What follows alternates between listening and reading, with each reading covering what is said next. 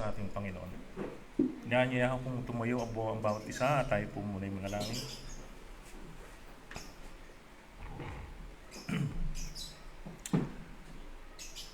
Aming Diyos na banal, katastasan sa lahat, papuri at luwalhati Panginoon, alay po namin sa inyo sa umaga pong ito. Nagpapasalamat o Diyos sa umaga pong ito at kami po ay muling makapananambahan Panginoon. Dapat ka pong parangalan ng inyong mga anak sapagkat ikaw po ang siyang lumalang sa amin at lumalang ng lahat ng bagay. Maraming salamat po Diyos sapagkat mayroon po kaming Panginoon na siya po ang nangangalaga po sa kanyang mga anak. O Diyos, sa umaga pong ito, kami po ay buong pagpapakumbabang lumalapit po sa inyong harapan. Hiniling po namin o Diyos ang inyong awa at inyo pong biyaya po sa bawat isa. Kaawaan niyo po kami kahabagan. Patawarin sa aming mga sala at karumihan, Panginoon. Sa mga pagkukulang po namin, O Diyos, sa mga bagay na nagawa namin na hindi po kaya sa inyong harapan at labag sa inyong kalooban, Panginoon. Nawa, Panginoon Diyos, sa umagang ito, kami po ay maging karapat-dapat na humarap sa inyo at mag-alay ng mga papuri at pagsamba. O Diyos, sa umaga pong ito, kami po ay nagpapasalamat sapagkat mayroon naman pong isang araw upang kami ay maghandog sa inyo ng mga papuri at pagsamba. Maraming salamat o Diyos sa nakaraang linggo, Panginoon. Salamat sa patuloy niyo pong pag-iingat sa amin. Salamat po sa lahat ng kaloob ninyo, sa kalakasan ng aming mga katawan, sa lahat po ng bagay na aming tinatamasa, Panginoon. Salamat po sa kalakasang espiritual o Diyos na patuloy niyong ipinagkakalob sa amin upang ang bawat isa ay muling makarating dito sa inyong bahay-sambahan at upang mag-alay po sa inyo ng pagpaparangal po at pagsamba o Diyos. Ama, amin pong inilalapit sa inyo ang aming mga kapatiran na may mga karamdaman, Panginoon. Dinadalangin po namin sila, O Diyos, naway inyo silang kahabagan, Panginoon. Kalooban niyo po sila ng kalakasan, Ama. Extend pa ang kanilang mga buhay, Panginoon, upang makasama po namin sila, O Diyos, sa pananambahan po sa inyo, sa pagpupuri po, sa gawain, Panginoon Diyos. Dinadalangin po namin na pagkalooban niyo nga po sila ng kagalingan, Panginoon. Dalangin po namin, O Diyos, nawa ang mga means ng pagpapagaling ay maibigay po sa kanila, Panginoon Diyos. Dinadalangin po namin, Panginoon, patuloy niyo po silang kahabagan. Ganon din ang bawat isa sa amin na may mga karamdaman din po, hindi lang physical kundi spiritual. Dinadalangin po namin, Diyos, na pagkalooban niyo po kami ng malaki pang pananampalataya na makapagpatuloy, Panginoon.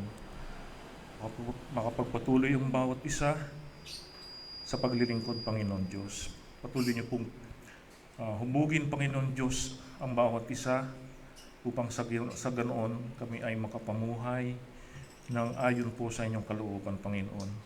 At patuloy na gumagawa hanggang sa pagdating ng aming Panginoong Kristo. O Diyos, pagpalain niyo po ang pananambahan ngayong umaga. Pagpalain niyo po ang aming pag-aawitan, aming paghahandog, Panginoon. Dalangin po namin ito yung maging isang mabangong sabyo sa inyong harapan, Panginoon Diyos. Dalangin din po namin, Panginoon, ang mensahe na iahayag sa umagang ito.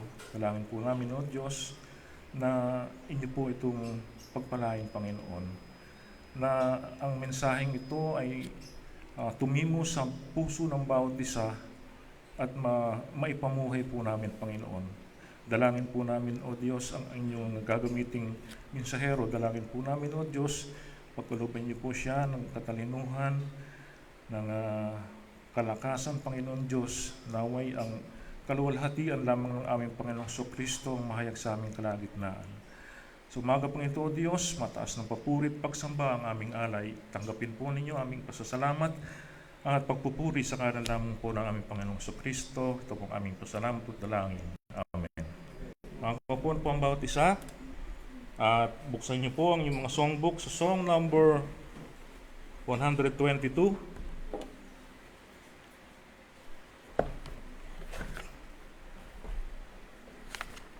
Song number 122, Christ Returneth. Song 122,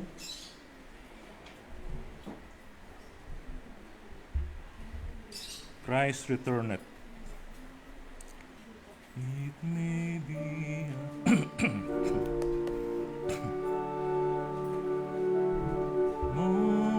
when the day is awaking. Christ Returneth. On the first stanza, sing. It may be at morn when the day is awaking, when sunlight through darkness and shadow is breaking, that Jesus will come in the fullness of glory to receive from the world His own. Oh Lord Jesus, how long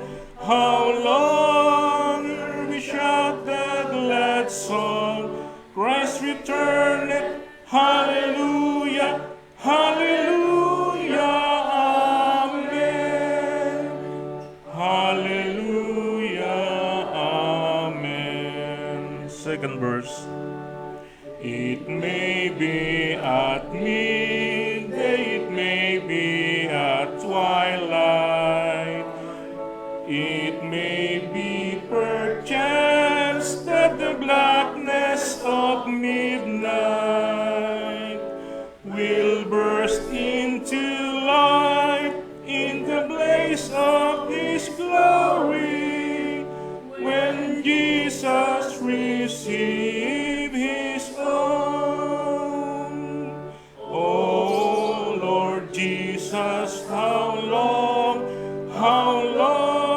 will we shout the glad song, Christ returneth, hallelujah, hallelujah, amen, hallelujah, amen. Third stanza. While it hosts cry, Hosanna from heaven descending, with glorified saint and the angel attending, with grace on His brow like a halo of glory, will Jesus receive His own. Oh Lord Jesus, how long will we shout the glad song, Christ returneth, hallelujah, hallelujah, amen, hallelujah, amen. Last stanza. Oh joy, oh delight, should we go without dying? No sickness, no sadness, no dread, no crying. Caught up through the cloud with our Lord is to glory, when Jesus received His own. Oh Lord Jesus, how long will we shout the glad song, Christ returneth, hallelujah, hallelujah, amen, hallelujah, amen.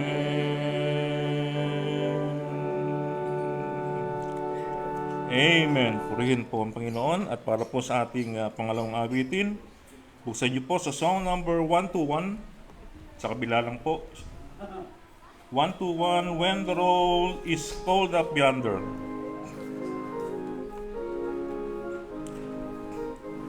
When the roll is called up yonder, on the first stanza, sing.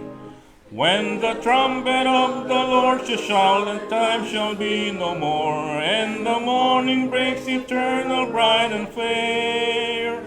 When the sable birds shall gather over on the other shore, and the roll is called up yonder, I'll be there. When the roll is called up yonder, when the roll is called up yonder, when the roll is called up yonder, when the roll is called up yonder, I'll be there. Second verse.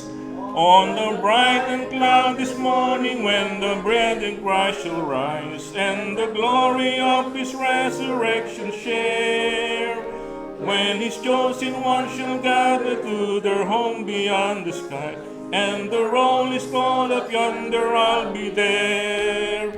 When the roll is called up yonder, when the roll is called up yonder, when the roll is called up yonder, when the roll is called up yonder, I'll be there. Last verse. Let us labor for the Master from the dawn till getting sun. Let us talk of all his wonders, love and care. Then when all of life is over, all the work on earth is done, and the roll is called up yonder, I'll be there. When the roll is called up yonder, when the roll is called up yonder, when the roll is called up yonder, when the roll is called up yonder, I'll be there. Amen. Purihin po ang Panginoon. At para po sa pagbasa ng salita ng Diyos, niya po pong tumayo ang bawat isa. Tuwagin po natin si Brad Robbie.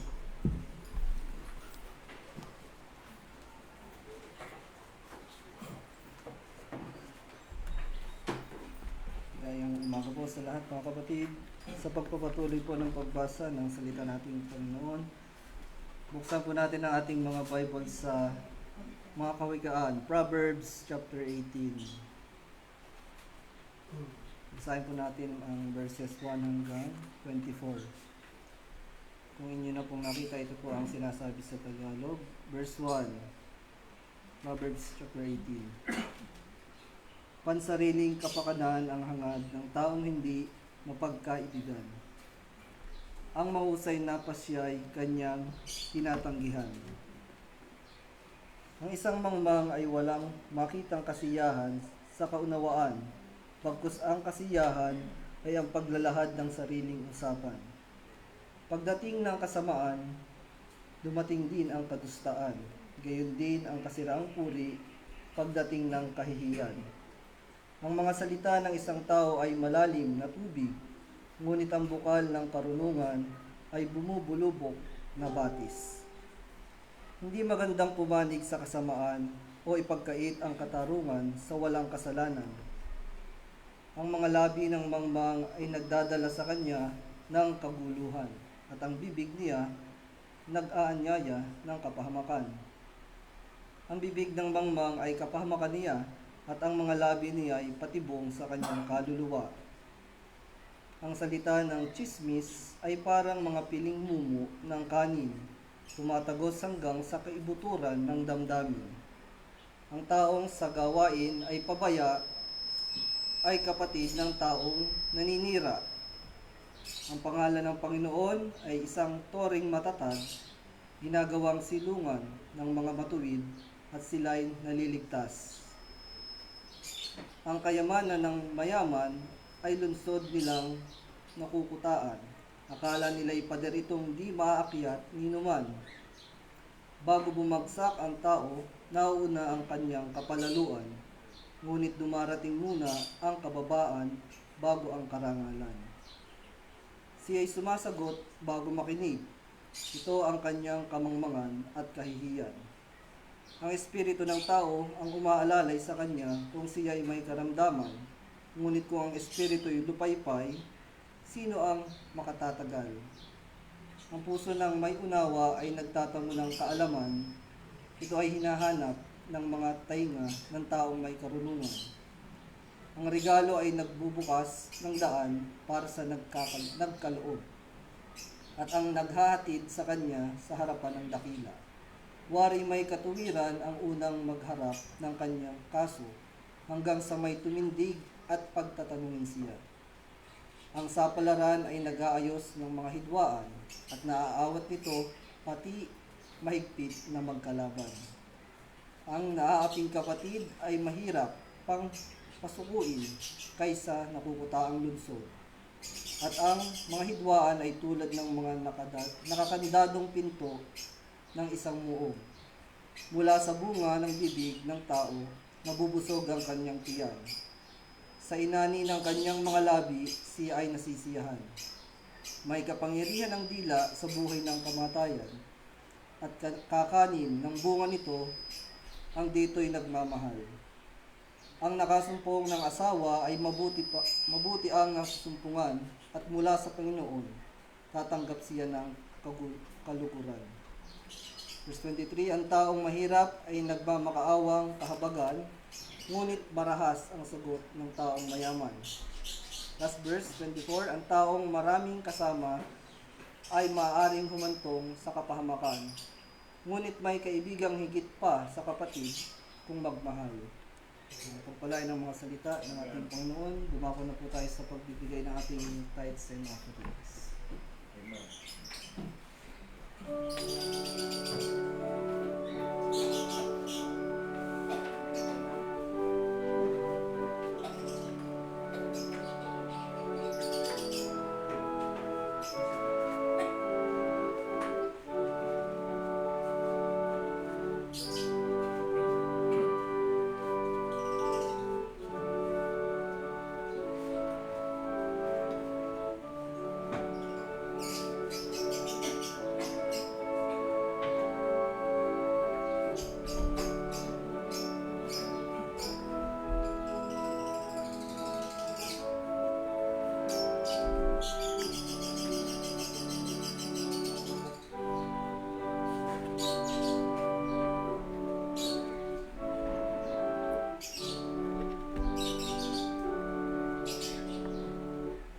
Tayo po ay manalangin.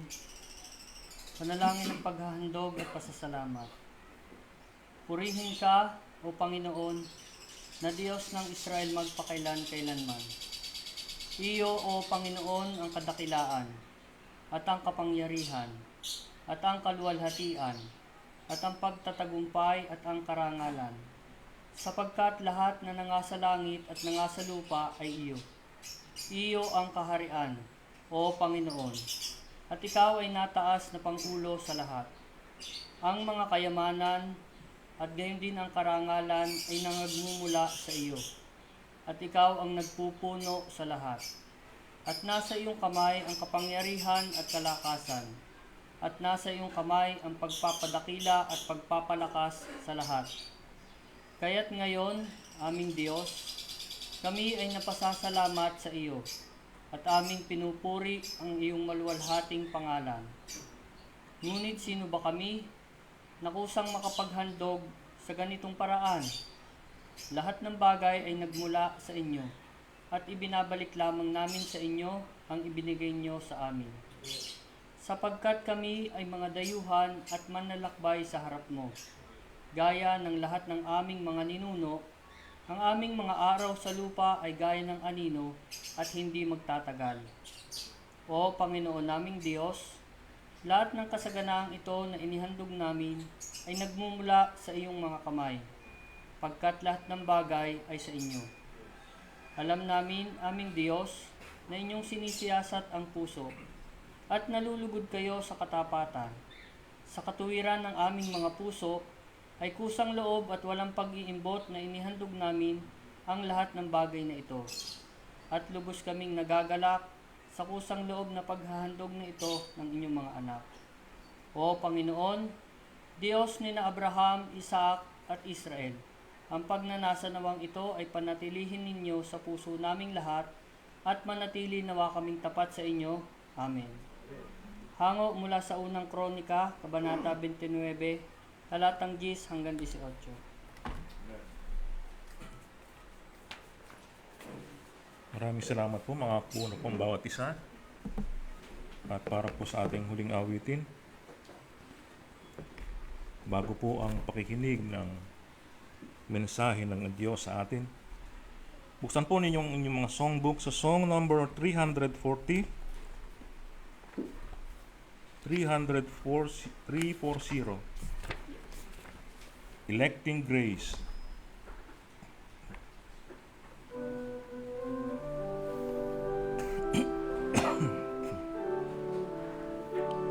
Electing Grace. On the first verse, sing. In eternity, God chose to save many sons of Adam's race. Then He sent His Son to Calvary, there to suffer in their place.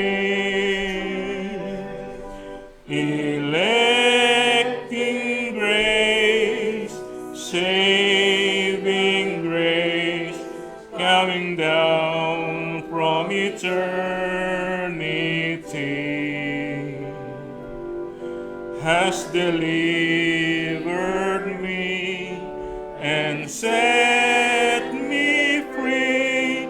Now I'm safe forevermore.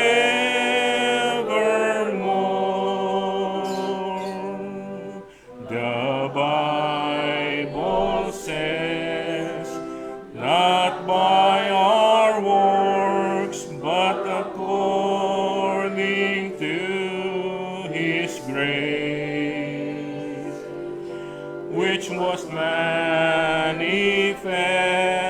in eternity, when He chose us His own.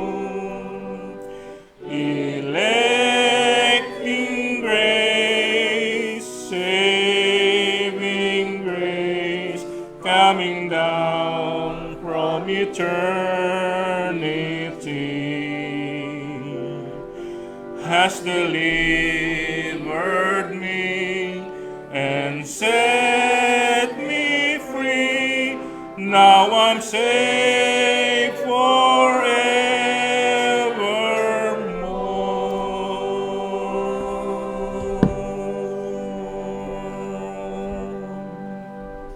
Amen. Purihin po ang Panginoon para po sa pakikinig ng salita ng Diyos. Tawagin po natin ang ating pastor.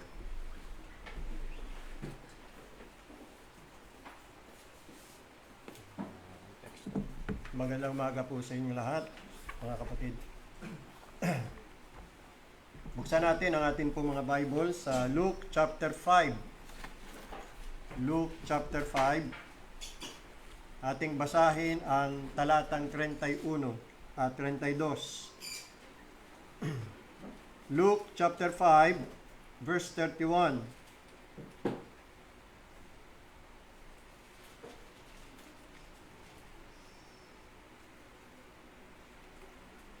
King James Version, English, ganito ang sabi ng Panginoong Hesus.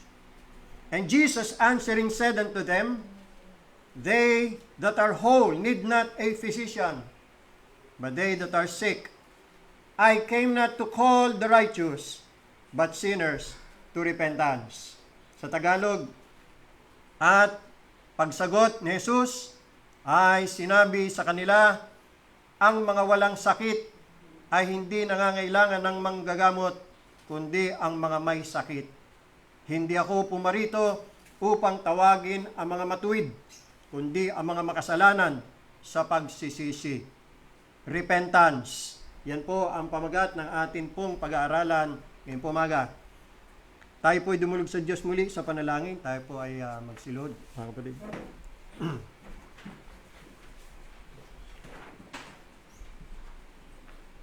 Panginoon naming Diyos, luwalhati, karangalan at kapurihan ang amin pong inaalay at nahandog sa inyo. Ganon din pasasalamat. Salamat Panginoong Diyos sa lahat ng kabuti at biyaya sa amin. Nawang pananambahang ito ay maging katanggap-tanggap at kalugod-lugod sa inyong harapan. Panalangin po namin na kami makasumpong ng biyaya sa iyong paningin upang igawad sa amin at ibuhos ang inyo pong pagpapalang espiritual. Pagpalain niyo po ang mensahe na inanda niyo po para sa aming lahat. Dalangin namin, Panginoong Diyos, na kami po ay inyong buksan upang kami ay maliwanagan, maunawa namin ang iyong mahalagang mensahe para sa aming lahat. Dalangin po namin maging personal ang iyong pong mensahe sa bawat isa. Makita po namin, O Diyos, ang aming tunay na anyo at kalalagayan sa inyong harapan. Isiwalat niyo po, ilantad niyo ang tunay na nilalaman ng aming mga puso. Makita namin ang aming kalalagayan at higit sa lahat ay kayo po lubos pa naming makilala at ang iyong anak na si Jesucristo. Pagpalain niyo po ang mensahe, pagpalain niyo po ang mga makikinig at pagpalain niyo po ang inyong mensahero. Lahat yan ay para sa kaluwalhatian at kapurihan ng aming Panginoong Jesucristo. Ito po ang aming abang kahilingan at dalangin sa banal na pangalan ng aming Panginoong Hesus. Amen. Salamat. Makakaupo na po kayo. Repentance. Napaka-importante ng paksang ito sapagkat napakaraming maling turo. Ako po ay nagugulat sapagkat marami sa mga pastor at mga mangaral ang hindi nagkaroon ng tamang pagkaunawa tungkol sa usaping ito. Meron po nagtuturo na ang repentance daw po ay para lang sa mga Hudyo. At yung pananampalataya naman ay para sa mga Gentiles tulad natin. Meron naman ako nabasang sermon na isang Baptist pa, Baptist. Ang repentance daw at faith, pareho lang daw yon. Hindi na kailangan mag-repent.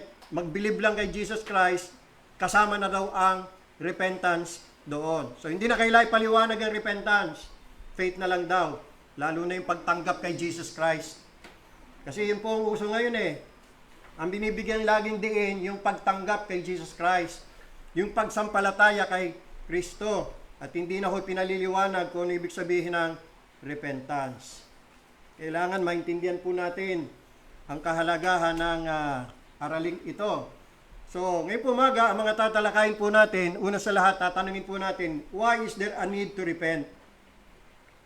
Anong kahalagahan ng repentance? Pangalawa, what is repentance? At pangatlo, ano ba ang pagkakaiba ng repentance at saka faith? At kung may time pa tayo, sana nga mayroon pa, pero kung hindi naman, next Sunday na, ay ating tutunghayan yung mga fruits or evidences ng genuine repentance. Alright, simulan po natin mga kapatid. Why is there a need to repent? Is repentance necessary? If repentance is necessary, why? You see, kung ang faith ay mahalaga, yung sumampalataya kay Jesus Christ upang magkaroon ng buhay na walang hanggan, ganun din po ang repentance. Pareho pong mahalaga po yan. Una sa lahat, repentance is as essential as faith. Kapwa ang repentance at saka faith are demanded by God mula sa mga makasalanan. You see, you cannot have one without the other. In Mark chapter 1 verse 15, ganito po ang sabi. In Mark chapter 1 verse 15, tingnan niyo po ang sabi rito ng Panginoon. At sinasabi, naganap na ang panahon at malapit na ang karya ng Diyos, kayo'y magsisi at, may kama yung magsisi, at magsisampalataya sa Ebanghelyo. Inglesin natin. The time is fulfilled and the kingdom of God is at hand. Repent ye, and believe the gospel. Dito pala makikita nyo na magkaiba ang repentance at faith. Hindi po yan one and the same. Alright? may distinction po yan. Mamaya pakikita po natin kung ano ang distinction. Now, as you can see here, this is Christ's demand. This is Christ's demand. It is His claimant call to repent and believe the gospel. That is the divine order. At itong talatang ito, hindi po yan nag-iisa lang. Maging si Apostle Paul, yan din po ang kanyang ipinangangaral, repentance and faith. Let's turn to Acts chapter 20 in verse number 21, please. Acts chapter 20 verse 21. Listen, ito pong sabi, testifying both to the Jews. Ito po ang ginagawa ni Paul. Sa tuwing siya'y nangangaral, testifying both to the Jews and also to the Greeks or Gentiles. And what is that? Repentance toward God, and faith toward our Lord Jesus Christ. Repentance and then faith. So you see the divine order is always repentance first, then faith. Hindi mauna faith, tapos repentance. Yan ang isinulat dito eh. Ito yung inspired written word of God. No? Hindi natin pwedeng pagbali-baliktarin yan o pagrambul-rambulin yan. Kung ano yung nabasa natin, yun po yun. Repentance toward God and faith toward our Lord Jesus Christ. That is the logical, not only divine but logical order. Na kung tatanungin nyo bakit ganyan, importante po yan. Paliliwanag natin yan later on. Paunawanan po natin kung bakit repentance muna bago faith. Now, bakit kailangan ng tao o ng mga tao na mangagsisi? Ang simpleng kasagot ay sapagkat ang mga tao po'y nagkasala laban sa Diyos. Sabi ng Bible, for all have sinned and come short to the glory of God. Romans 3:23. Sapagkat ang lahat ay nagkasala. Lahat, walang exemption. Lahat, kapwa Hudyo at mga Hentil, bawat individual, lahat ng mga naging anak ni Adan, lahat po yan ay nagkasala laban sa Diyos. Everybody is guilty of committing crime against God. And by the way, what is sin? Kung ang tao lahat ay nagkasala, ano ba ang ibig sabihin ng kasalanan? Again, the Bible says sin is the transgression of the law.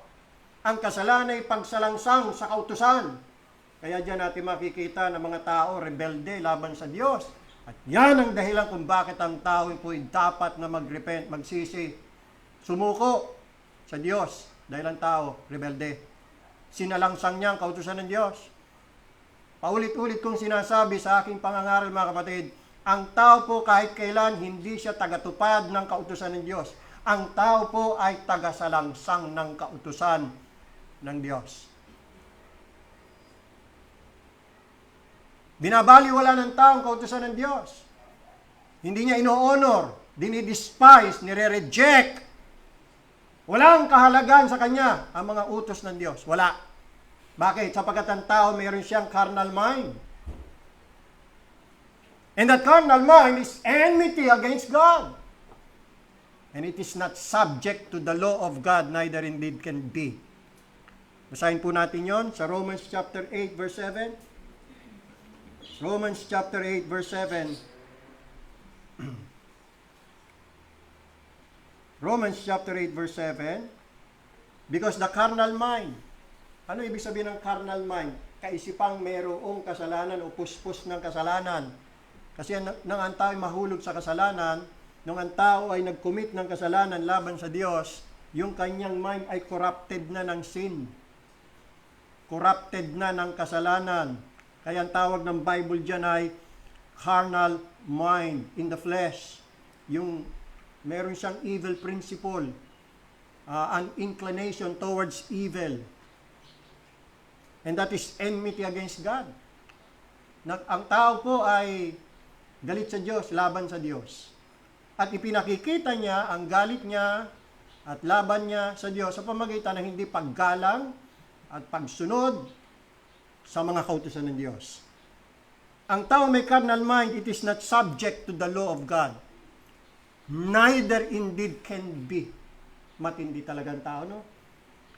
Hindi siya maaari. Yun pong ibig sabihin niya, hindi siya maaaring sumunod, hindi siya maaaring magpasakop. Ganyan katigas ang taong makasalanan, ang taong merong corrupted nature, corrupted by sin. Yan ang kalagayan natin. Hindi nga lang sa biyaya ng Diyos na nakapagliligtas baka hanggang ngayon patuloy pa rin natin niyuyurak at nilalapastangan ng mga kautusan, mga banal na kautusan ng Diyos. Salamat na lang po, tayo po'y binago ng Diyos. Tayo nakaranas ng kapanganakang muli, tayo po'y kanyang niligtas at binigyan ng bagong anyo, bagong kalikasan, isang banal na kalikasan na meron ng pag-ibig sa Diyos at pagpapahalaga sa kanyang mga banal na kautusan. Pero ang tao hindi pa nakaranas ng kapanganakang muli, ang tao hindi pa nakaranas ng kaligtasan, ay patuloy niyang sinasalangsang ang mga kautusan ng Diyos. Sa buong buhay niya, wala siyang pakundangan at wala siyang pakialam kung ang Diyos ay nasasaktan o natitisod niya sa mga kasama ang kanyang ginagawa. At dahil dyan, God demands repentance. At yan ang dahilan kung bakit sa ating teksto na binasa natin kanina, balikan po natin yon sa Luke chapter 5, ito ang panawagan po ng Panginoon Kristo kung ba't siya naparito Naparito ang Panginoon Kristo para sa mga may sakit. Hindi siya naparito para sa mga walang sakit. Ibig sabihin, hindi siya naparito para sa mga matutuwid. Yung bang ng mga tao akala ho nila ay wala silang kasalanan, wala silang nagawang paglabag sa Diyos, ang tingin nila sa sarili nila, sila'y mababait, sila'y mabuti, sila'y matuwid, ang tawag po dyan ay self-righteousness. Pagka ganyan ng tao, hindi na kailangan tagapagligtas.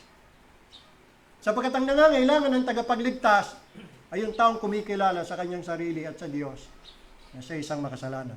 Katulad din ng isang tao may sakit. Kailangan niya ng manggagamot. Kailangan niya ng doktor. Kasi may sakit siya.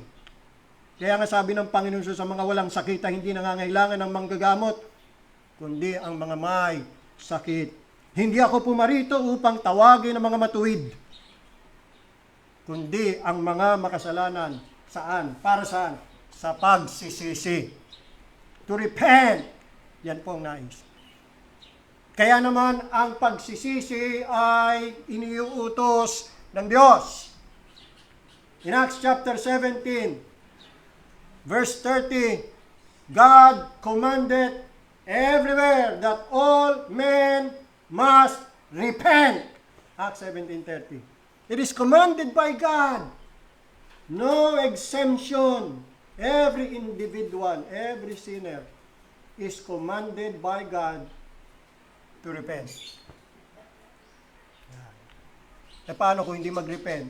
You see, without repentance, judgment will surely come. Ang kabayaran ng kasalanan ay kamatayan. Kung sinasabi ng Biblia ng lahat ng tao ay nagkasala, then lahat ng tao pong nagkasala ay hinatulan ng Diyos ng kamatayan.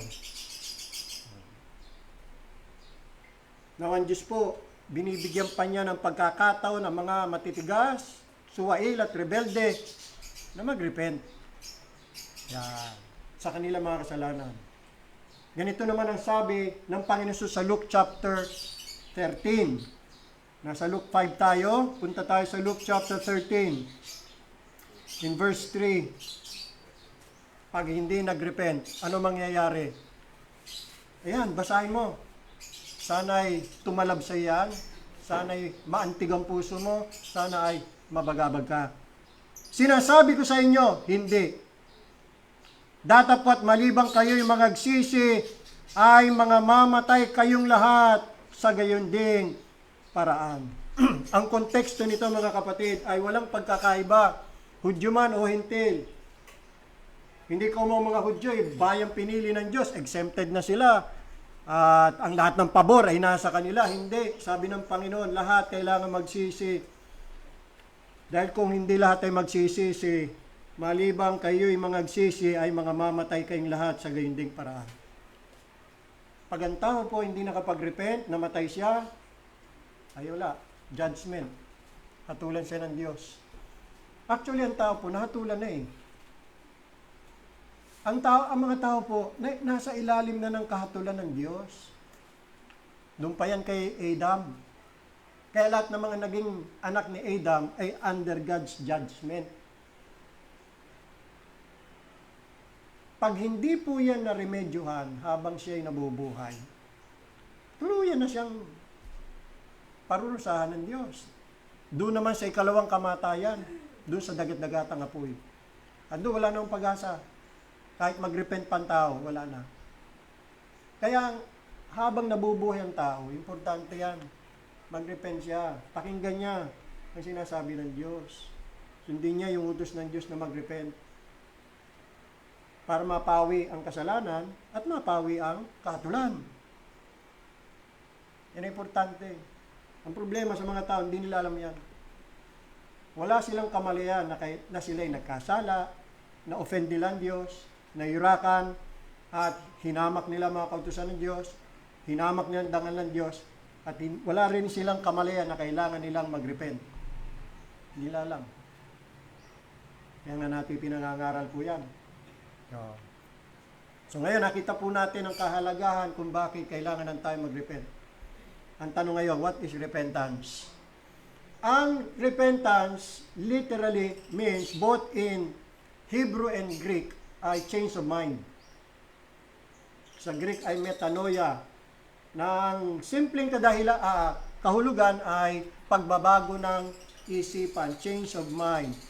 It means to think differently or afterwards. It means to reconsider. To change one's mind for the better. It means to heartily amend with abhorrence of one's past sins. Repentance is a change of mind that leads to a change of direction or behavior. Now, ang three outstanding examples na nasa aking isipan na ating consider para makita natin ang isang outstanding example ng repentance. Una, yung parable of the two sons. Pangalawa, the parable of the prodigal son. At pangatlo, yung thief on the cross. Tingnan po natin muna yung parable of the two sons. Sa Matthew chapter 22, punta po tayo doon. Dito po pinakita bilang example ng Panginoon Hesus ang konsepto at kahulugan ng repentance o change of mind.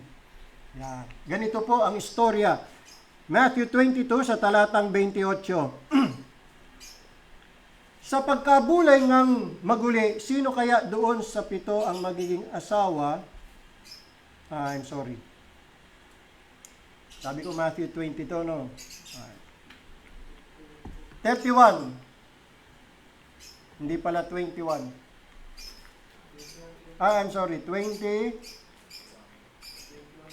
Ayun. 21. Kinopya ko lang, nagkamali pa. Kukopyahin ko na lang. Alright. Matthew chapter 21. Alright, sorry mga kapatid. Hindi ko napansin. Mali pala ang pagkakopya ko. Alright, ganito po ang sabi. 21, 28. 21, 28. Ito po. Datapat ano sa akala ninyo? Isang taong may 2 anak at lumapit siya sa una at sinabi, "Anak, pumaron ka at gumawa ka ngayon sa ubasan." Inutusan siya ng kanyang tatay magtrabaho doon sa ubasan. Ngayon din, 29. At sinagot siya at sinabi, "Ayaw ko." Rebelde, no? Tigas ang ulo. Pero later on, datapwat nagsisi siya pagkatapos at naparoon. Yan. Yan yung change of mind, nagbago isip. Yan, na-realize din niya, bakit hindi ko susundin ang aking tatay? Inutusan niya ako eh. Masama hindi sumunod sa magulang, masama ang suwayin ang utos ng magulang. Kaya pupunta ako. Yan. Nagbago isip. Yun. Verse 30. At siya'y lumapit sa ikalawa at gayon din ang sinabi. At sumagot siya at sinabi, Ginoo, ako'y paroon. Ito naman, yes!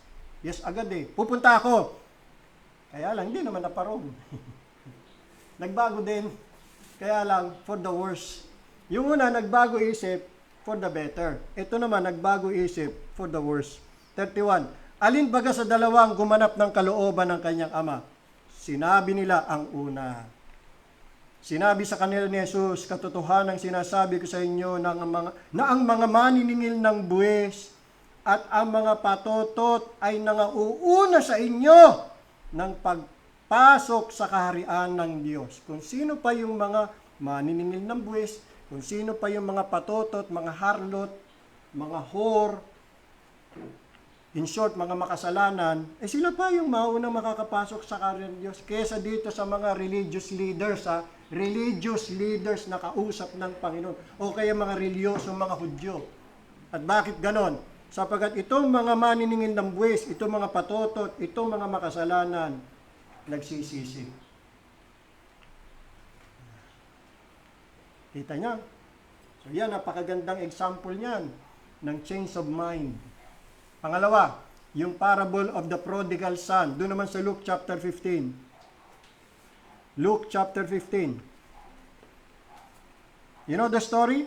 I hope. Ito yung alibughang anak, yung rebelding anak. Kung sino pa yung bunso, siya pa yung gustong makakuha. Una, unahan yung kanyang panganay na kapatid sa mana. At tiniling niya sa tatay niya. Wala pa sa panahon na ibigay na sa kanyang mana. Binigay naman ang kanyang tatay, yung kanyang mana. At hindi na kontento, umalis. Nagpakalayo-layo. Nag-soul of life. Siguro para walang magbawal sa kanya. Para hindi siya pakialaman ng kanyang tatay. Nagpakalayo-layo. At siya'y namuhay ng mapalunging pamumuhay. Yeah. Now, to make the long story short, naghirap siya. Sa sobrang paghihirap, namasukan siya kasi nagkaroon ng tagutom eh. Kahit tagapag-alaga na lang ng baboy. Dahil sa walang makain, pati pagkain ng mga baboy, kinakain niya. So, namulubi. Kaya, dahil sa ganung kalagayan niya, doon natauhan siya. Sabi rito sa talatang 17. 17. Datapot nang siya'y makapag-isip. Buti na lang nakapag-isip. Ay sinabi niya, ilang mga alilang upahan ng aking ama ang may sapat at lumalabis na pagkain? At ako rito'y namamatay ng gutom. O, kita mo. He came to his senses. He came to realize his foolishness. Yung kahangalang ginawa niya. Yung pagkakamaling ginawa niya. Lalong-lalo na yung kamaliang ginawa niyang iniwan niya, humiwalay siya, lumayo siya sa kanyang beloved father. Yan ang typical sinner. Ganyan ang mga tao. Hangal. Nagpakalulong, nagpakasasa, nagpakaligaya sa kasalanan at sa lahat ng uri ng masamang pita ng laman. At ilan sa mga tao kaya ang dumarating sa kanilang pag-iisip? Ilan kaya sa mga taong who come to their senses? Sana lahat. Sana all. Di ba? Sana nga. Lahat eh. Makapag-isip. Kita mo, ganda-ganda ng buhay niya nung nandun siya sa piling ng kanyang ama eh. Kaya, napala niya. Lumayo eh. Ganyan mga tao. Lumayo sa Diyos. Ang kasalanan ang nagpahiwalay sa Diyos at sa tao. Hindi kasi kayang matiis, hindi maatim ng Diyos na makapiling niya ang tao na nanglilimahid sa kasalanan. Dahil ang Diyos ay banal eh. Matindi kabanalan ng Diyos. Ubod ang kanyang kabanalan. Hindi pa pwede magsama ang banal at marumi. Kaya naghiwalay. Kaya nga pinalayas ng Diyos si Eva at si Adan eh. Ngayon, ang gagawin lang naman ng tao, dahil nga utos ng Diyos ang repentance, ayan, ma-realize niya, mapagtanto niya mali ang kanyang ginawa o ginagawa. Kaya itong kanyang desisyon, verse 18, magtitindig ako at paroroon sa aking ama. At aking sasabihin sa kanya, Ama, nagkasala ako laban sa langit at sa iyong paningin. 19, hindi na ako karapat-dapat na tawaging anak mo. Gawin mo kung tulad sa isa sa iyong mga angilang upahan. Yan ang pagpapakumbaba. Yan ang repentance, mga kapatid. Change of mind. Pangatlong halimbawa ay yung thief on the cross. Di ba nung napakong Panginoon Kristo sa cross, may dalawang magnanakaw, sa kaliwa, sa kanan niya, di ba? Alright. Ang istorya, yung isang magnanakaw doon, sinaway niya yung kapwa niya magnanakaw. Kasi nilalait niya si Jesus Christ eh. Sinaway niya. Ganito ang kwento, basahin natin sa Luke chapter 23. Luke chapter 23, verse 39. Luke 23:39.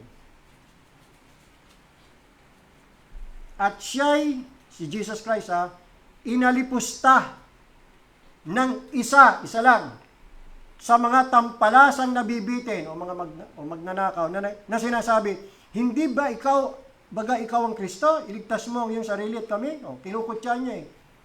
Hinahamak niya, inalipusta ang Panginoon Kristo eh. Datapwat, verse 40, sumagot ang isa at pagsaway sa kanya sinabi, hindi ka pa baga natatakot sa Diyos? Yamang ikaw ay nasa gayon ding kaparusahan? At tayo, sa katotohanan ay ayon sa katwiran, sapagkat tinanggap natin ang nararapat na kabayaran sa ating mga gawa. Datapwat ang taong ito hindi gumagawa ng anumang masama. Ano nakita natin dito?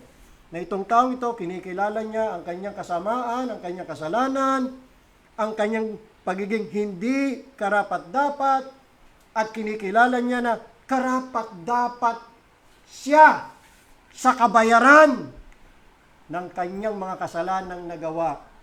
Tinatanggap niya. Samantalang isa hindi. Hiyabang pa. Yan. Hindi ba repentance yan? Tama? Bagamat wala ho tayong nabasa dyan at nagsisi. Itong magnanakaw, wala eh. Hindi na kailangan sabihin eh. Kasi sa gawa, ayan na eh. Pero alam niyo ba, kung babasahin natin ang sinabi ni Matthew at saka si Mark, pareho po nilang nasaksihan na itong dalawang magnanakaw, pareho po nilang kinukutya si Jesus Christ. Basahin natin. Matthew chapter 27. Nakita ni Matthew, eyewitness eh. Si Matthew, dinig niya eh. Silang dalawa, kinukutya si Jesus Christ. Tingnan niyo po, Matthew chapter 27. Yan. To get the whole picture. Verse 44. Maraming kumukutya kay Jesus Christ during that time eh. Yung mga chief priest, yung mga passers-by, mga dumadaan doon, tinatawan-tawanan si Jesus Christ, inalipusta. O sabi mo, ikaw ang Kristo. O sige nga, kung ikaw ang Kristo, ligtas mo sarili mo, bumaba ka dyan. Ligtas mo rin kami. Ganun eh. O sabi mo, ikaw ang hari ng mga Hudyo. O sige nga, ligtas mo nga sarili mo, pakita mo kami ng milagro. Kinukutya eh. Lahat! Pati ho yung dalawang magnanakaw. Tingnan nyo, verse 44. At minumura din naman siya ng mga plural, ng mga tulisang kasama niyang nangapapako sa krus. Yan. At hindi lang si Matthew ang nakasaksi niyan. Si Mark, eyewitness din siya. Dalawa sila. Mark chapter 15, verse 32. 15:32. Tingnan natin. Ang salaysay ni Mark. Bumaba ngayon mula sa krus ang Kristo. Yan ang kanilang pag-aalimura eh. ang hari ng Israel upang aming makita at sampalatayanan. Ha, ha, ha, ha.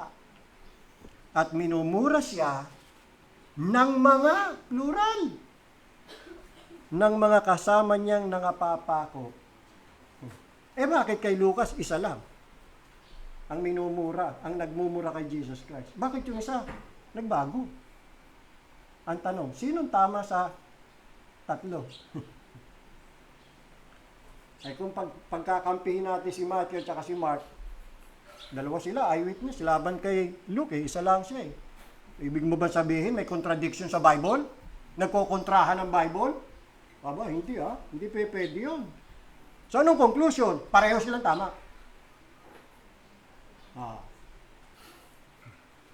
Ang tanong, paano nabago yung isa? At the last minute. Bago siya namatay, sumampalataya sa kay Jesus Christ. Bago siya namatay, nag-change of mind siya. Kinilala niya ang kanyang mga kasalanan at deserving niya na mapako doon sa krus. At nakakita siya ng hope kay Jesus Christ. Paano nangyari yun? Kasi sabi niya ang taong ito, matuwid. Walang kasalanan to. Paano niya nalaman yun? Bakit? Close ba sila? Jesus Christ? Kilala ba niya si Jesus Christ? Baka first time lang sila nag-meet dun Nakabitin pa silang dalawa ron. At wala naman tayo nabasa dyan, maski kay Matthew, kay Mark, kay Luke, na winitnessan ni Jesus Christ. Yung mga magnanakaw at isa lang ang nakinig sa kanya. Wala, tahimik ng Panginoon dun Diba? Wala namang nagtanong kay Jesus Christ. Kung ikaw tagapagligtas, paano kami maliligtas? Wala Bigla na lang nagsalita ito. Out of the blue. Nung una minumura nila How come nila bago to? Hindi kaya may ginawa na ang Diyos sa puso ng taong to? Samantalang doon sa isa, wala. Tapos nakakita siya ng hope sa isang dying man din. Hiniling niya kay Jesus Christ. Tinawag pa niyang Panginoon. Alalahanin mo ko pagdating mo sa iyong kaharian. Tinawag niyang Panginoon si Jesus Christ. Alam niyo noon, pagka ang isang tao, o sino man, Hudyo man o hindi, tinawag niya isang taong Panginoon, ibig sabihin, tinuturing niya sarili niya, servant, alipin, at pagmamay-ari siya nung taong tinatawag niyang Panginoon. Kinilala niya si Jesus Christ na kanyang Panginoon. At ang request niya, alalahanin mo ko pagdating mo sa iyong kaharian. Paano niya nalaman na si Jesus Christ may kaharian? Abay, pagka may kaharian, ibig sabihin niya, hari siya. Ay di ibig sabihin, naniniwala siya na si Jesus Christ ay hari nga. Samantalang lahat ng mga tao doon, hindi. Kinukutya nga siya Ay, hari ng mga Hudyo. Pero pakutya. Pero itong taong ito, naniniwala siya na si Jesus Christ ay hari at naniniwala siya na si Kristo ay may kaharian at hiniling niya, isama mo ko doon. At ang ganda ng sagot ni Jesus Christ, ngayon din, isasama kita sa paraiso. Tingin nyo kaya yung taong yun namatay na may pag-asa? Tingin nyo kaya yung taong yun namatay na may ngiti kahit hirap na doon? Tingin kaya yung taong yun namatay nang merong katiyakan ng kaligtasan? Tingin nyo kaya yung taong yun, alam niya na siya'y pinatawad na ni Jesucristo sa lahat ng kanyang mga kasalanan? Kasi, ang nakakapagtaka, paano siya nagbago? Paano nabago yung kanyang isipan? Yun yung change of mind. Ay di may ginawa Diyos sa kanya. Hindi naman niya magagawa yun all by himself See? May ginawang Diyos doon na hindi niya ginawa doon sa isa. Kaya nagtanong, ba't hindi niya ginawa doon sa isa? Gusto ng Diyos Isa lang ililigtas niya Kaya nga electing grace, kinanta natin kanina. Ang biyaya ng Diyos ay namimili kung sino ililigtas. According to the election of grace. Yan So yan po, ay example mga kapatid. Ang repentance ay yung pong kumakampi ka sa Diyos laban sa iyong sarili. Hinahatulan mo ang iyong sarili dahil ikaw ay rebelde laban sa Diyos. Pumapanig ka sa Diyos laban sa sarili mo. Biro mo yun. Kumakampi ka sa Diyos. At naniniwala ka, tama ang Diyos. Ikaw ang mali. Ang repentance involves two major things. Turning away from sin and turning towards God. Turning yan eh. Pagpihit, pagtalikod. Pagpihit, palayo sa kasalanan, at pagpihit, patungo sa Diyos. Mga example, makikita natin sa Bible. Di ba, napag-aralan natin yung Jonah chapter 2, yung sa Nineveh, mga Ninevites. Hahatulan sila ng Diyos eh. Pag hindi sila nagsisi. Kaya nga pinadala niya yung kanyang prophet na si Jonah. Nung una, ayaw. Suway din tong si Jonah eh. Pero later on, napasunod din siya ng Diyos. At nangaral siya doon, sabi niya, in 40 days, gugunawin ng Panginoon ang lungsod na ito. Aba, ano nangyari sa mga tao? Nabagabag sila. Natakot sila. At nag-utos ang hari, mag-fasting. At magsuot ng saklot. Nagpakumbaba sila. At nag-repent sila. Change of mind. Bago ng pag-isip. Na tama ang Diyos, karapat-dapat sila sa judgment ng Diyos, at sila ang mali. Kailangan nilang magsisi at pailalim sa gobyerno ng Diyos. Basahin natin ang Jonah chapter 3 verse 10.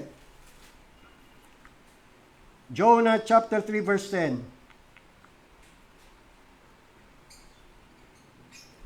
Ayan.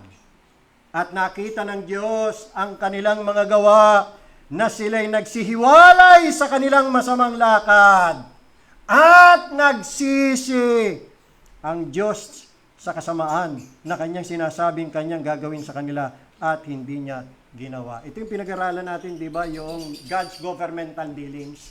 Hindi po ibig sabihin ng Diyos nagbago. Ang nagbago, dealing ng Diyos. Ang nagbago kasi yung mga tao. Natural, God will act accordingly. Dahil nga naman nagsihiwalay sila sa kanilang masamang lakad. In other words, nag-repent sila. Alam ka naman, parusahan pa rin sila ng Diyos. See? Change of mind. Ganon din naman yung prodigal son. Nakita natin mga kapatid, di ba? Nag-turn away siya sa kanyang kasalanan at nagbalak siya, babalik na sa Ama. You see the essence of repentance? Turn away from sin and turning towards God. So repentance is a ceasing to love and tolerate sin and excusing ourselves to the commission of it. Yan ang repentance. Yung pagtigil na sa pag-ibig natin at sa pagkukunsi ng ating mga kasalanang ginagawa. At huwag na natin pong excuse ang ating mga sarili sa paggawa ng kasalanan. Umamin na tayo, kumampi na tayo sa Diyos na ang Diyos ang tama, ako ang mali. Repentance is turning towards God and His ways.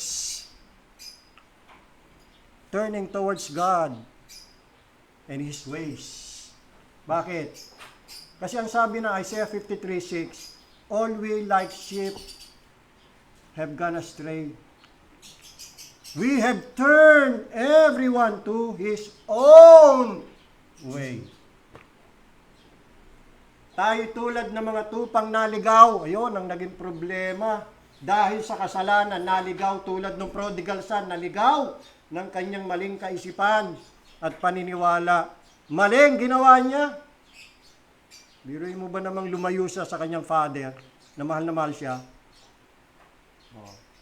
So, buti na lang. Nahimasmasan, na-realize ang kanyang mga kasalanang nagawa, yung kanyang kahangalan. At bumalik siya. Yung sinabi niyang plano, ginawa niya yun. Eksakto. Kung ano yung sinabi niya sa sarili niya, ganito gagawin ko. Ginawa ho niya yun. Yan. Yun ang dapat gawin ng taong nagre-repent. Talikuran niya ang kanyang daan, balikan niya ang daan ng Diyos. Lamentation chapter 5 verse 21. Ito naman ang sabi, ito yung essence ng repentance. Lamentations. Pagkatapos ng Proverbs, Lamentations. Job, Psalms, Proverbs, Lamentation chapter 5 verse 21. Manumbalik ka sa amin, O Panginoon, at kami ay manunumbalik. Baguhin mo ang aming mga araw na gaya ng una. Sa English, ganito ang sabi, Turn thou us unto thee. Parang mali yata sa Tagalog, ano?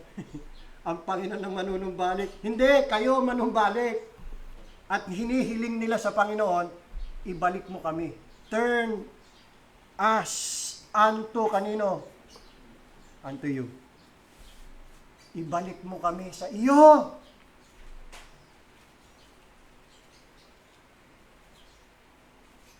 And we shall be turned.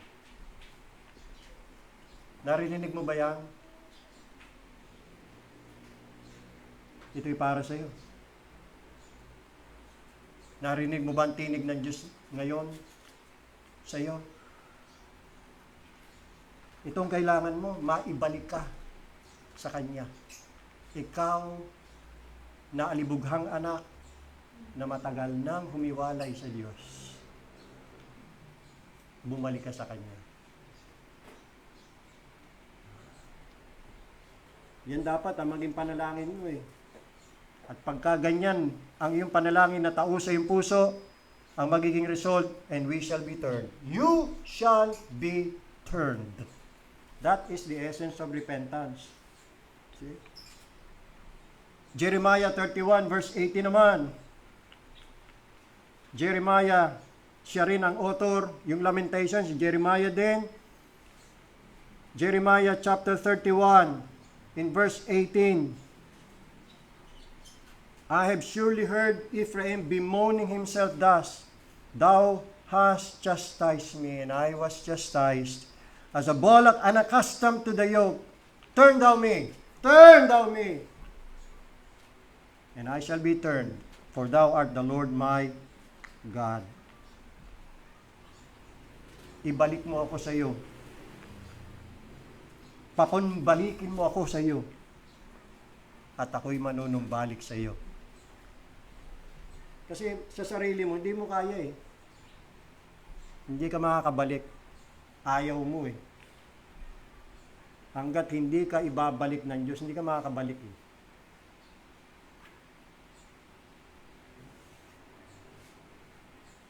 Kailangan ibalik ka ng Diyos. Diyos lang ang may magagawa para ikay makabalik. Ibalik mo ako. Papanumbalikin mo ako sa iyo. Sa iyong mga daan. Kaya pagka ibinalik ka ng Panginoon, siyempre, iiwan mo daan mo. Yung sarili mong daan. Hindi naman pwede, isasama mo pa rin yun. Paano nangyari yun? Posible yun. Yan. At isa pang bagay na dapat nating maintindihan mga kapatid, na ang repentance, hindi lamang po yung pagkilala at pag-amin ng kasalanan, kundi meron din pong malalim at sinserong damdamin ng pagkalumbay sa kasalanan. At hangarin na mabago yung sarili niyang daan. Sa 2 Corinthians chapter 7 verse 10, meron po doon binanggit na godly sorrow. Godly sorrow. Isang kalumbayan na hindi galing sa tao, kundi galing sa Diyos. Godly sorrow. Yan. Na pagka ang tao po nagkaroon ng godly sorrow, hahantong yan sa repentance. Ganito ang sabi, sapagkat ang kalumbayang mula sa Diyos. Ibig sabihin ng Diyos ang nagbigay ng kalumbayang yon. Binagabag siya sa kanyang mga kasalanan, nalungkot siya, hindi lang lungkot eh, malalim kasi ito eh, lumbay, sorrow. Ito po'y gumagawa ng pagsisisi sa ikaliligtas, na hindi ikalulungkot. Datapat ang kalumbayang ayon sa sanglibutan ay ikamamatay. Tulad ng kalumbayan ni Judas. Nagrepent nga, kaso naman nagpakamatay. Nag-suicide. Wala siya nakita kasing hope. Desperado siya eh. Guilty naman siya. Kaya lang, wala siya nakitang hope na yung kanya mga kasalanan ay mapapatawad. Wala eh. You see? Okay na sana eh. Inamin niya yung kasalanan niya eh. Kaso naman, nagpakamatay. Wala din. Ang tunay na repentance, may godly sorrow. Tapos, gumagawa ito ng pagsisisi sa kaliligtas. Dapat yung repentance, hahantong sa salvation. Hindi sa kamataya, hindi sa pagpapatiwakal. Yan. Ito yung sinasabi ng Panginoong Hesus sa Beatitudes na, Blessed are they that mourn. Mapalad ang mga tumatangis. Matthew 5:4. Matthew chapter 5 verse 4. Mapalad ang mga tumatangis. Ha? Iba talaga sa Panginoon, ano? Sa atin, mapalad yung mga tumatawa. Mapalad ang mga masasaya. Wala na pag kami pera. Wala na pag kami bago. Sa Panginoon din, mapalad ang mga tumatangis. Yan. Bakit? Sapagkat sila'y aaliwin. Kaya ang tanong, ano yung tumatangis? O nahahapis? Tumatangis, nahahapis ng dahil sa kanilang mga kasalanan. Ito yung tinatawag na mourning over sin. Lubha nilang ikinalulungkot. Lubha nilang ikinalulumbay yung kasalanang nagawa nila laban sa Diyos. At yun lamang ang pinangakuan ng Diyos na aayuin. Kabaliktaran yun yung nag-e-enjoy sa paggawa ng kasalanan, natutuwa at ipinagtatanggol pa at nangangatwiran pa. Bakit? Ano masama sa ginagawa ko? Ang importante, maligaya ako. O, kita mo na. Kahit mali, kahit masama, kahit kasalanan laban sa Diyos. Enjoy ka dyan, tapos ang Diyos, napipigati. Yan ang problema sa tao eh. Sariling kaligayahan lang yan, kanya iniintindi. Wala siyang pakialam kung ang Diyos nasasaktan eh. See? Yan ang aaliwin. Ang puso ay tumatangis. Bakit? Ang puso ay nahapis dahil sinalangsang ang mga kautusan ng Diyos. At ang Diyos ay nasaktan. At dahil yan, yung taong nakapanakit sa damdamin ng Diyos ay nalulumbay. Nahahapis. See? Yang kalumbayang yan, galing sa Diyos yan eh. Kaya nga godly sorrow eh. You see, a heart that is convicted by the Holy Spirit of its sin has a broken and a contrite heart. Patunay lang yan na talagang gumawa ang banal na Espiritu sa kanya. Binagabag siya eh. Kasi ang tao naman, hindi naman mababagabag yan sa kanya mga kasalanan hanggat hindi siya binabagabag ng banal na Espiritu eh. Sa John 16 verse 8, mababasa natin yan. And when He, the Holy Spirit, has come, He shall reprove. John 16:8. And when He, referring to the Holy Spirit, John 16:8, when He is come, He will reprove. The word reprove, in other word, convict. Susumbatan sa Tagalog. Ibig sabihin, babagabagin. So, ang Banal Espiritu, isa sa kanyang papel o gawain ay bagabagin ang taong makasalanan. Like kung hindi niya gagawin yan, naku po, ang tao kahit kailan, hindi makakaramdam ng hiyak yan sa Diyos. Hindi yan mababagabag. Hindi yan magkakaroon ng godly sorrow. Kalumbayang mula sa Diyos. Pagka kinonvict ng Holy Spirit, doon palang magkakaroon ng godly sorrow. He will reprove, convict the world of sin and of righteousness and of judgment. Kaya ang resulta, yung taong kinonvict ng Holy Spirit sa kanyang mga karumit kasalanan, meron siyang bagbag at nagsisising puso. Katulad ng naramdaman ni David nung siya nagkasala laban sa Diyos, nung siya nag-commit ng adultery at saka murder. Let's read Psalm 51, verse 17. Psalm 51, verse 17. Yang Psalm 51, yan ang prayer ng pagsisisi ni David after na nag-commit siya ng kasalanan laban sa Diyos. Adultery and murder. Basahin niyo yan, mga kapatid. Napakaganda. Talagang si David ay repentant. Repentant talaga siya. Ang sabi dito sa verse 17, 51:17, the sacrifices of God, what? Are a broken spirit. A broken and a contrite heart, O God, thou wilt not despise. Bagbag at nagsisising puso, o isang pusong nagpapakumbaba sa Diyos. Pagka ang tao talaga ay binagbag ng banal na espiritu at nagsisisi siya sa kanyang mga kasalanan, meron pong pagkasuklam at pagkamuhi sa kasalanan. Ang taong tunay nagsisisi, merong abhorrence and hatred of sin. Ganito po ang nararamdaman ng taong binagbag na sa kanyang puso. Ezekiel chapter 20, verse 43. Babasahin ko sa Tagalog. Ezekiel chapter 20, verse 43. Yung taong nabagbag ang puso, kinalawkaw na ng banal na espiritu yung puso niya eh.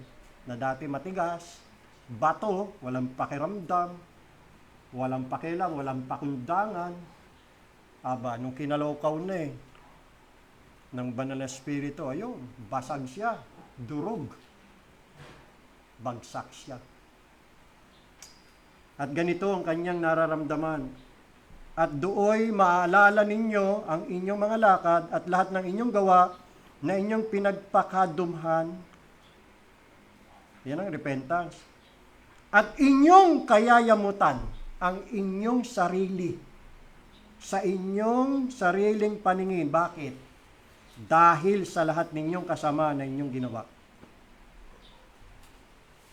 Dapat ganyan. Kaya ang taong totoong repentant, ganyan dapat ang kanyang nararamdaman sa kanyang sarili. May pagkasuklam, pagkayamot sa kanyang sarili, at sa mga kasamaan na kanyang nagawa laban sa Diyos.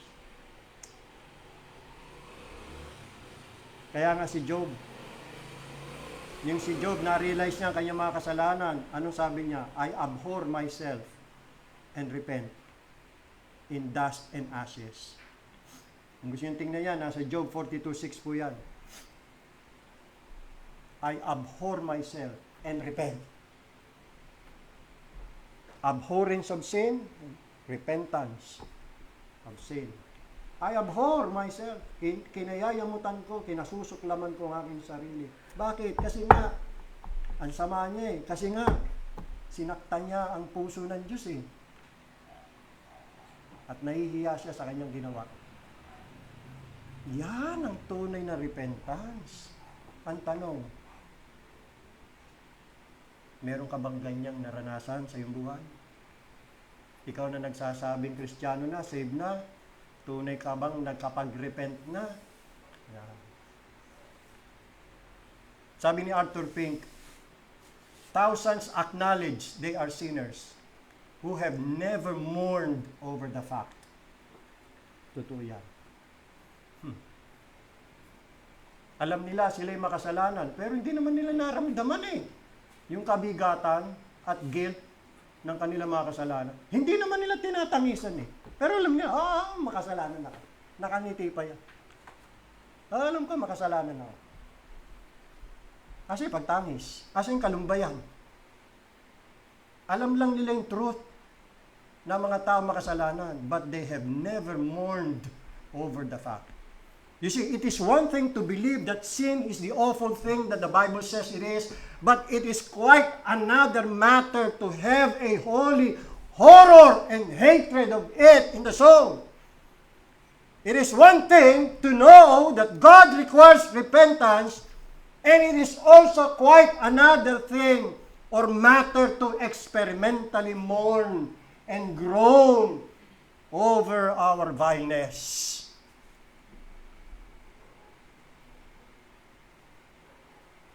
Nasa inyong damdamin na yun. Yun ang importante.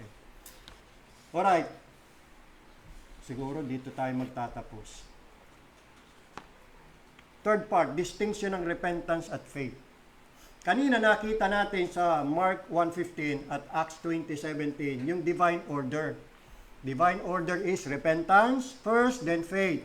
At itong order na ito, hindi pwedeng pagpalitin o baguhin. Bakit? Sapagkat imposible ang magbilib sa gospel para maligtas hanggat ang puso ay bagbag at nagsisisi. I do believe a sinner is not ready yet to come to Christ or to believe in Christ unless he will turn away from his sins. Amen. Diba? You see, ang saving faith ay katulad din ng coming to Christ. Hindi ba may paanyaya si Jesus Christ sa Matthew 11:28, "Come unto me, all ye that labor and are heavy laden, and I will give you rest." At doon din sa John 6:37, "Ang lahat ng lumalapit sa akin, kailanman hindi ko tataboy." Parang santa magkaroon ng buhay na walang hanggan, kinakailangan niyang lumapit kay Jesus Christ. Kinakailangan niya sumampalatay kay Jesus Christ. Kaya ang saving faith ay katumbas yan ng paglapit kay Jesus Christ. Kaya lang, liwanagin po natin ang salitang ito. Halimbawa, sinabi ko, pumunta ako sa San Pablo City.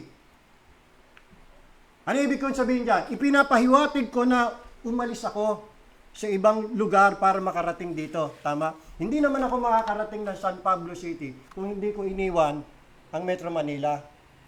Kasi doon ako pinanganak sa Maynila. Kasi ngayon, pumunta ako ng San Pablo City. Para makarating ako sa San Pablo City, kailangan iwan ko ang Maynila. Para ang prodigal son makabalik sa kanyang tatay, kailangan iwan niya yung kanyang masamang buhay. Di ba? Ganon din po ang paglapit kay Kristo. May kailangang iwan. Napakaraming gustong lumapit kay Kristo. Pero hindi po sila payag na iwan at talikuran ng sanglibutan at mga pita at kalayawan ng kanilang mga laman. Ang paglapit po kay Kristo, hindi lamang po involve ang pagtalikod sa bawat mali at masamang bagay na pinagkakatiwalaan. Kasama rin din po sa pagtalikod sa lahat ng iba pang kakumpetensya sa kanilang puso. Basahin natin ang 1 Peter 2:25.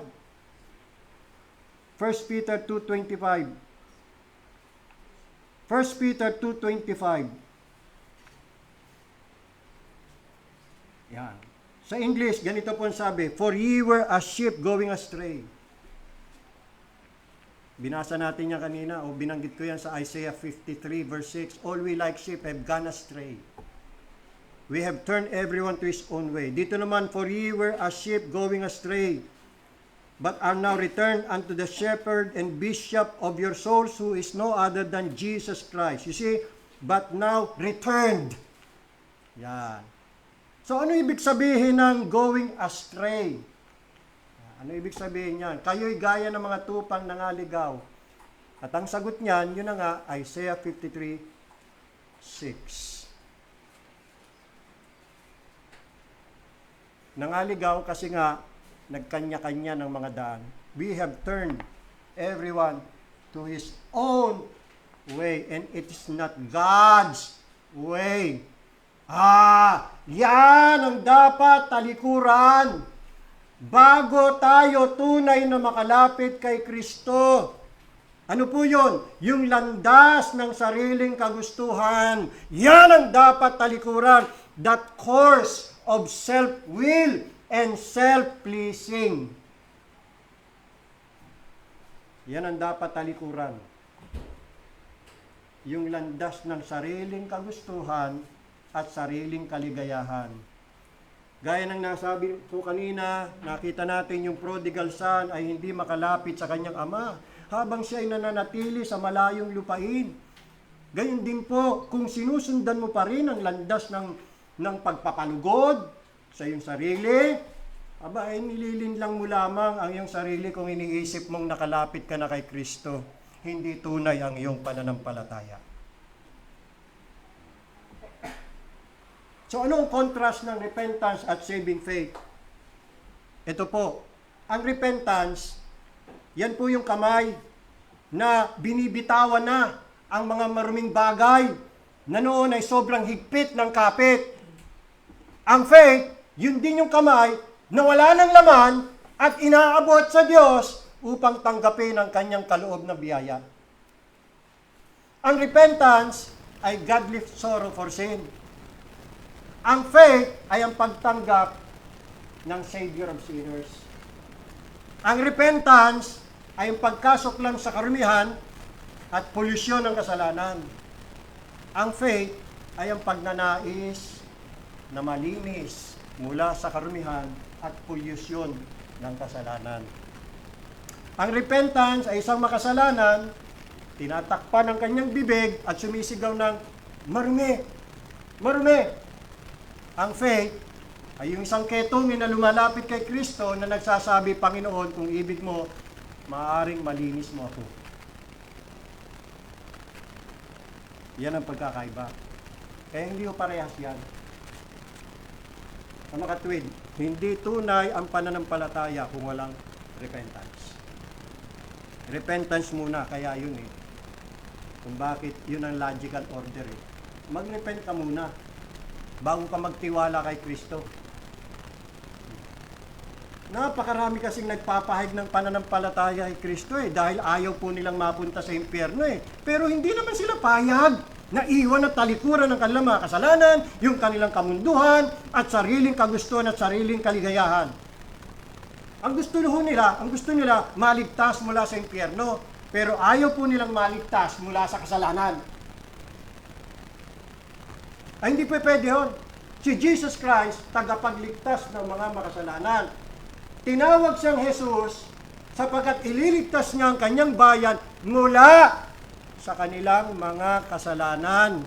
Salvation from sin, not only salvation from hell. Yung mga tao gusto, salvation lang from hell. Tapos yakap-yakap naman ang kasalanan. Nag-i-enjoy pa rin. Wala namang pagsunod. Anong klase yun? Hindi yung ganon. Ang kaligtasan po mga kapatid ay hindi lamang po kaligtasan mula sa kabayaran ng kasalanan, kundi una muna kaligtasan mula sa pag-ibig at kasiyahan sa kasalanan. Hindi po kasi maaaring iligtas ni Kristo ang isang makasalanan mula sa dagat-dagatang apoy na walang hangaring maligtas mula sa carnality at worldliness. Hindi po konsentidor ang Diyos. At hindi ho siya nagbibigay ng assurance ng kaligtasan sa mga umiibig sa kasalanan. Banal po ang Diyos. Kinamumuhian niya at kinasusuklaman ang kasalanan at karumihan.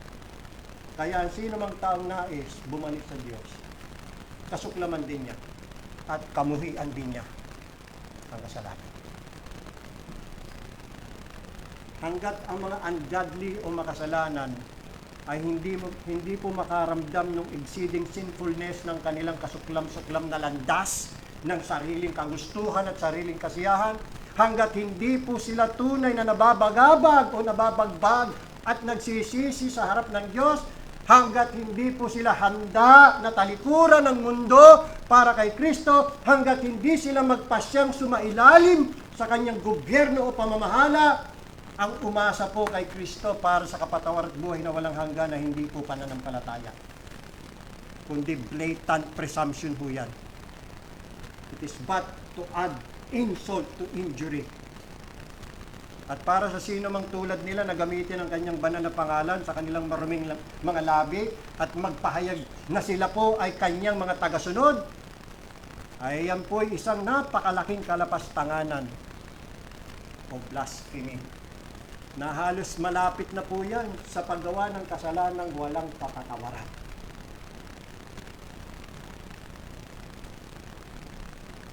Sa kasamang palad, ito pong modernong ebanghelismo ngayon na napapakinggan po natin mga kapatid, naghihikayat, lumilika ng gayong kasuklam-suklam at nakapaninirang puri kay Kristo ng mga kalapastanganan. Marami sa mga pastor ngayon at mga mangaral, dinadaya nila ang kanilang mga tagapakinig. Pinaasa ng kaligtasan, pero hindi pinaliliwanag yung pagsisisi.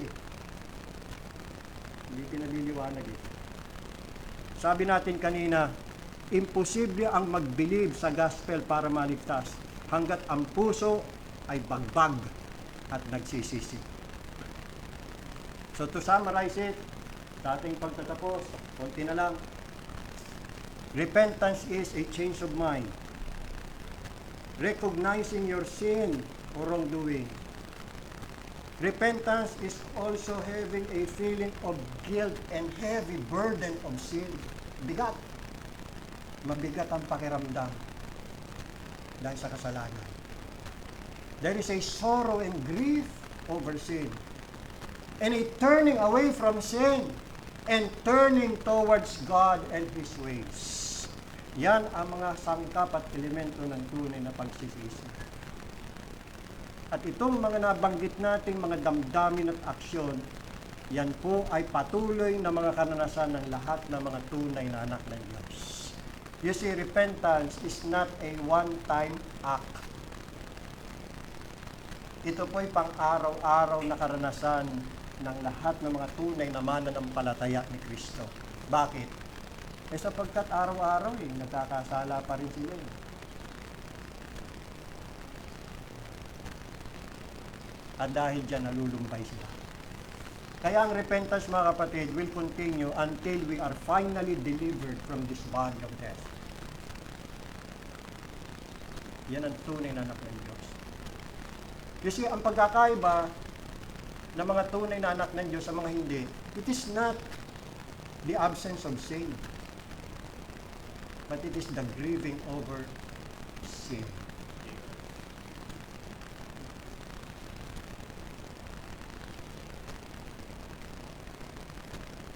Taintim kong idinidiin sa inyo ang malaking kahalagahan ng pagtatala sa Diyos. Huwag po nating hayaang dumami ang pagkakasala sa ating konsyensya. Bagkus gawin po nating layunin tuwing gabi, mga kapatid. Tuwing gabi. Na ilahad sa Kanya ang mga kasalanan ng araw. At hangaring malinis tayo mula sa mga yun. Ano man pong malaking kasalanang matagal nang nakaatang sa konsyensya, hindi pinagsisisihan o hindi pinagsisisihan ayon sa hinihingi ng bagay na ito, ay lalo lamang po yan magpapalala sa ating mga kasamaan at magpapatigas ng ating mga budhi o konsyensya. Ano mang kasalanang nagagawa natin laban sa Diyos, huwag natin ingatan yan at alagaan sa ating mga puso. Manapay ihayag na natin aminin sa Diyos at humingi tayo ng tawad sa Kanya. Let us always make conscience of our sins that we commit. And let us always pray that God will always make our hearts tender unto sin. Na every time na tayo makagawa ng kasalanan, kahit kaliit-liit ang kasalanan, nakukonsensya tayo. At hindi mapapatahimik ang ating budhi hanggat hindi natin yan hiningi ng tawad sa Panginoon.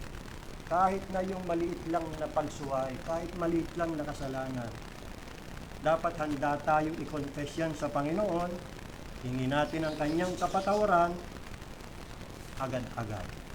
May God bless the message in our hearts. Tutuloy po natin ito, mga kapatid. Tayo po'y lumuhod. Nanalangin.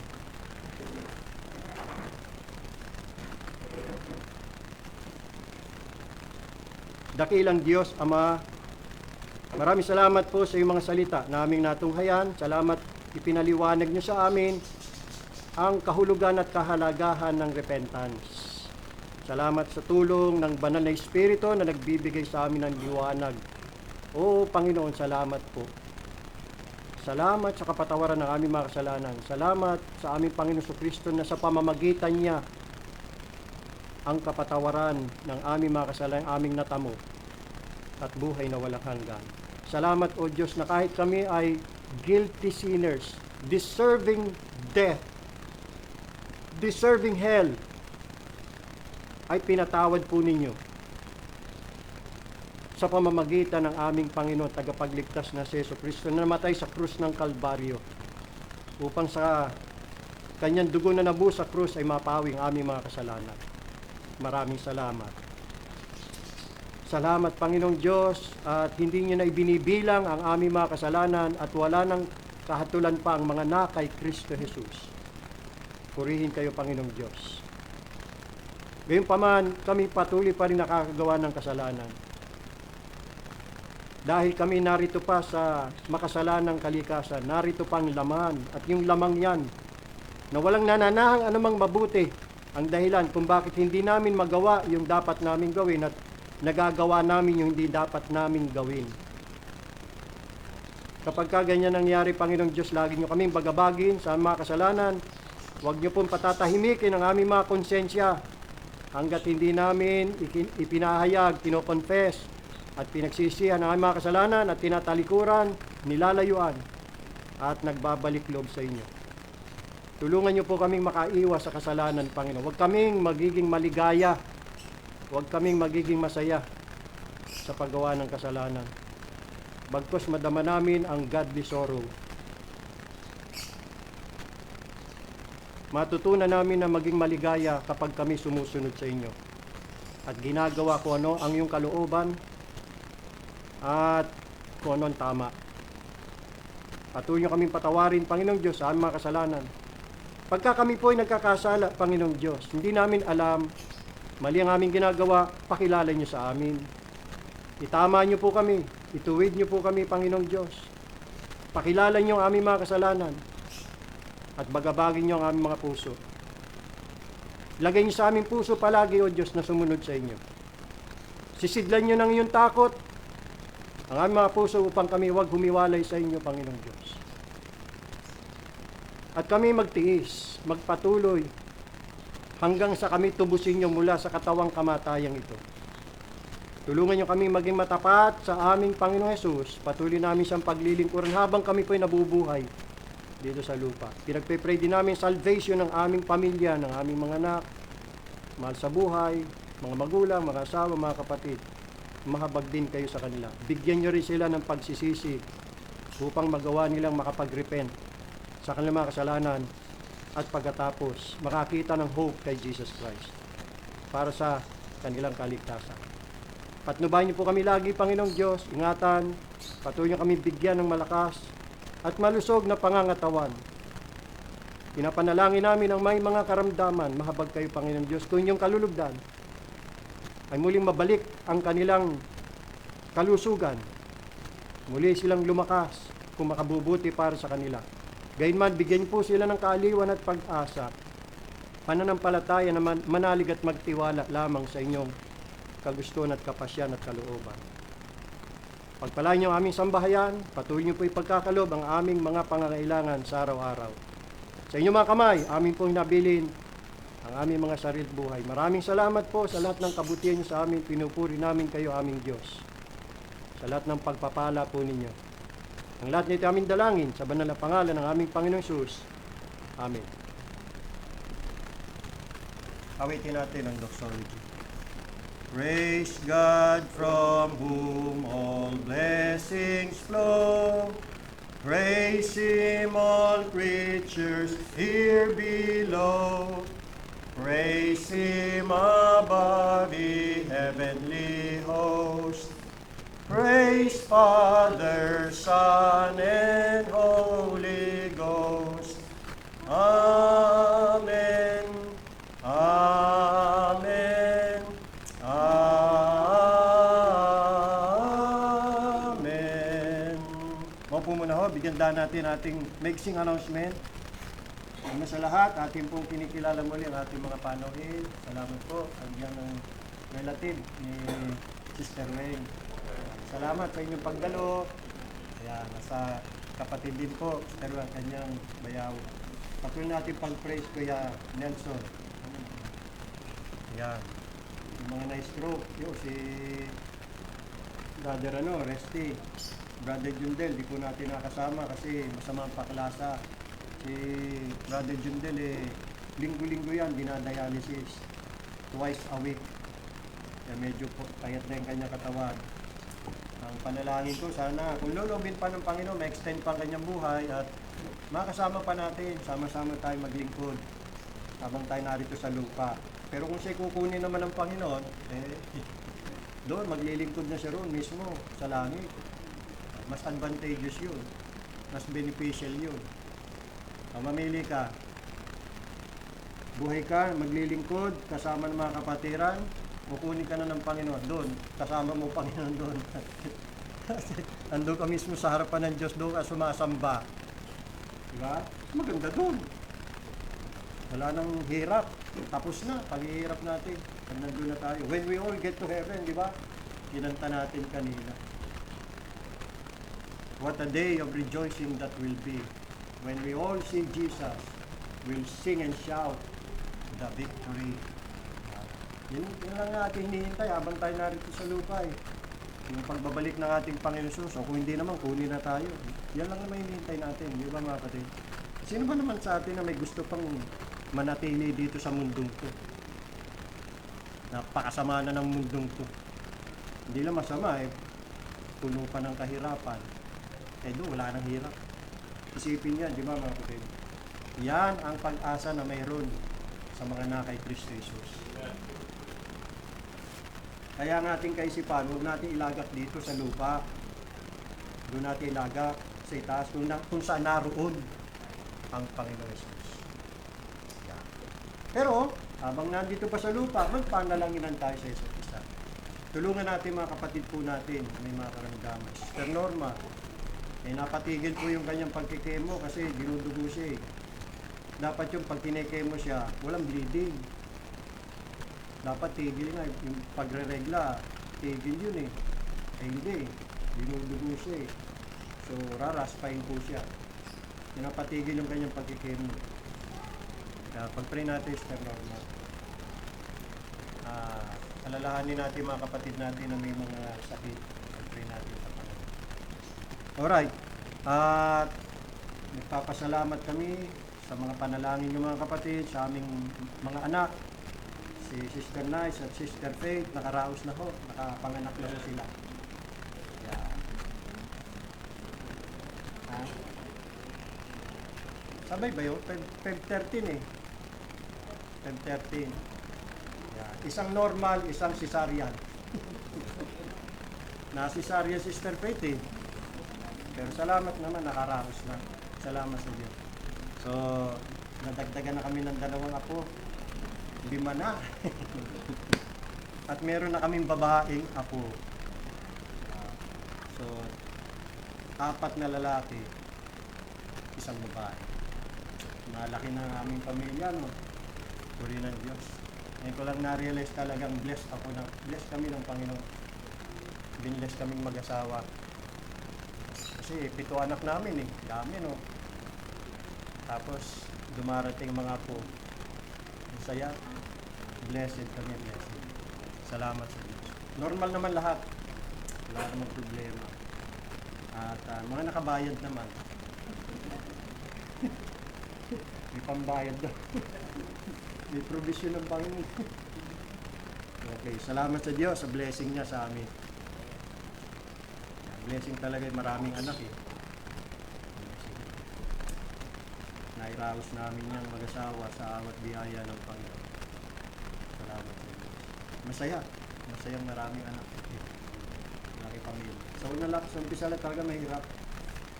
Pamilya, tindi ng hirap na pinagdaan na mag-asawa eh. So, nakaraos din. Sige, tama na. Baka maalala mo pa kaya itong... Okay. Next Sunday po ay paalala ko po, last Sunday na, Lord Supper na po natin. Sa umaga po ay magpipreach po ko sa church sa Molino. Okay? So, tatapos na February, bilis ano. At mamaya naman, pupunta naman ako sa church sa Sariaya. Doon naman ako magpipreach. So mga kapatid, pagandaan po natin banal na unan. At tingnan natin kung next Sunday ay makapagpili na ho tayo ng magiging diko natin.